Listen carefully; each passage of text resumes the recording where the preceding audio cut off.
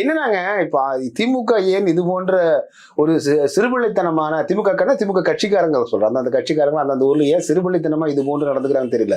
காரணம் என்னன்னா, முதல்ல சமூக ஊடகங்கள் கிடையாதுங்க. இன்னைக்கு ஒவ்வொருத்தர் கையிலும் ஆண்ட்ராய்டு போன் இருக்கு. உலகமே வந்து கண்களா மாறிடுச்சு.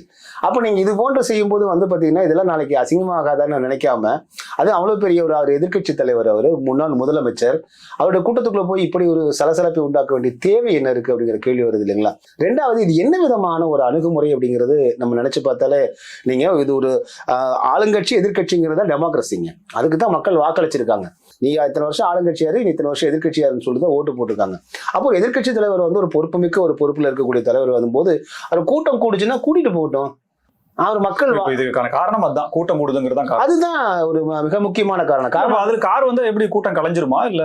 அது என்னன்னா, இது எப்படி சின்ன இதுதான் இல்லங்க. அதனால ஏதாவது அசம்பாவிதம் நடந்துருச்சுன்னு வச்சுக்கலாம். அது அதை வச்சு கோர்ட்டுக்கு போயிட்டு பெருசாக்கலாம், டேமேஜ் பண்ணலாம் அதிமுகவை. இப்ப நீங்க எதிர்கட்சிகளை கூட அப்படித்தானே பண்றாங்க. இப்ப நாம் தமிழர் கட்சி சீமான் அவர்களை தொடர்ந்து வேற அவருடைய பர்சனல் இஷ்யூல இழுத்து போட்டு டேமேஜ் பண்ணாங்க. அப்படி அதிமுக பண்ண முடியாது. அதனால என்ன பண்றாங்கன்னா, இந்த மாதிரியான ஒரு சிக்கல்களை கொடுக்கறது. இதுல என்ன ஆகுதுன்னா, அவங்க திமுக கட்சிக்காரங்க புரிஞ்சுக்காம இருக்காங்க. இதெல்லாம் அதிமுக தான் விளம்பரம்.